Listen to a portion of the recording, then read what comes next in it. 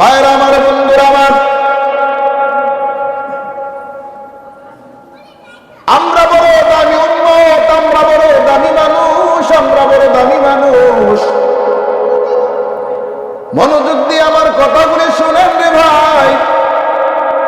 আপনার আমার ইজ্জত সম্মান কত আপনি আমি নিজেই বুঝি না, বোঝার চেষ্টাও করি না। আল্লাহ রাব্বুল আলামিন যে আপনারে আমারে কত দামি বানায় দিলেন। রব্বি কারীম আল্লাহ কুরআনুল কারীমের মধ্যে সূরা ৩ এর মধ্যে চারটা জিনিসের শপথ করলেন। ওয়াত-তিন ওয়াজ-যাইতুন ওয়া তুর সিনিন ওয়া হাযাল বালাদিল আমিন।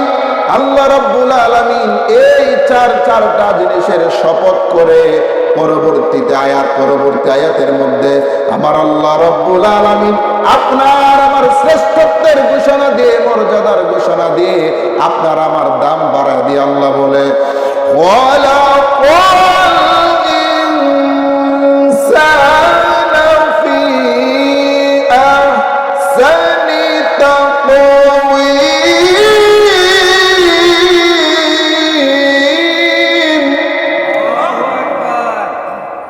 যদিও মাইক বেশি সুবিধা না, মাইক ভালো না হলে কোরআন তেলাওয়াত করতে খুব কষ্ট হয় এবং সাপোর্ট পাওয়া যায় না। স্টেজে প্যান্ডেলের মধ্যে মাইক দেওয়া হয় না। ভাইয়ের আমার, বন্ধুরা আমার, তাহলে আল্লাহ রাব্বুল আলামিন চারটা জিনিসের শপথ করে বলতেছে, খালাকাল ইনসানা ফি আহসানি তাকওয়িম। ওরে আমার বান্দারা, ওরে দুনিয়ার মানুষ, সব থেকে সুন্দর আকৃতিতে, সুন্দর অবয়বে, মর্যাদাপূর্ণ ভাবে আমি আল্লাহর যত সৃষ্টি আছে সব থেকে সুন্দর করে আমার সৃষ্টির মধ্যে আমি আল্লাহ বানাইলাম মানুষকে। বলেন সুবহানাল্লাহ। সব থেকে সুন্দর কারা? আমরা। আমাদেরকে আল্লাহ রাব্বুল আলামিন সব থেকে সুন্দর করে বানাইছে। আমার প্রাণের ভাইয়েরা, বন্ধুরা, এই সৌন্দর্যটা আপনি আমি বুঝি না রে ভাই। আপনার আমার দাম যে কতটুকু এটা আপনি আমি বুঝি না রে ভাই। যদি আপনার আমার দাম আপনি আমি নিজে বুঝতাম, মুসলমানের সন্তান হওয়ার পরও, রাসূলুল্লাহর উম্মত হওয়ার পরেও আপনার আমার দ্বারা কোনোদিন সুদ খাওয়া সম্ভব হইতো না, ঘুষ খাওয়া সম্ভব হইতো না, জেনা করা সম্ভব হইতো না। ওরে আমার প্রাণের ভাইয়েরা, আমার বন্ধুরা, আপনার আমার দ্বারা দুনিয়ার কোনো গুনাহ করা সম্ভব হইতো না।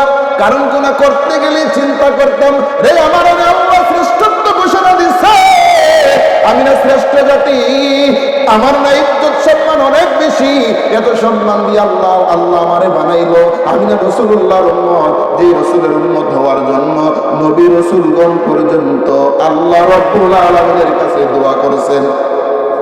ঠিক কিনা বলেন? জোরে বলেন। দোয়া করছেন কি করছেন না?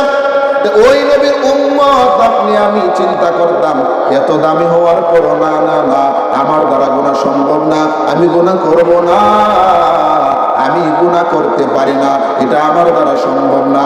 ও বন্ধুরে, ও বন্ধুরে, এই চিন্তাটা যদি আপনি আমি করতে পারতাম, আমাদের পীর মুর্শিদ খন্দকের দাদা হুজুর কিবলা নাসিরুল হক মাসুমুল কাদরি চিশতি নকশবন্দি মুজাদ্দিদি খন্দকি রাহমাতুল্লাহ আলাইহি, ওনারা কেমন চরিত্রের মানুষ ছিলেন ও বন্ধুরে, ওনাদের জীবন কেমন ছিলেন ও বন্ধুরে।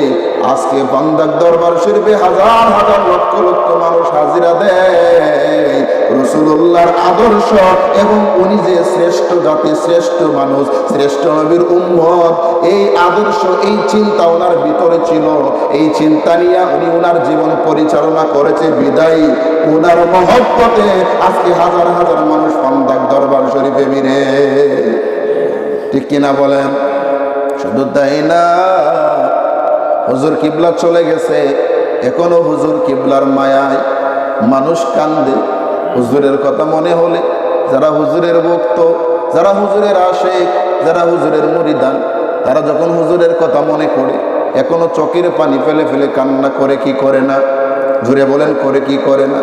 হুজুর কিবলা নাই রে দুনিয়া। শুনছেন?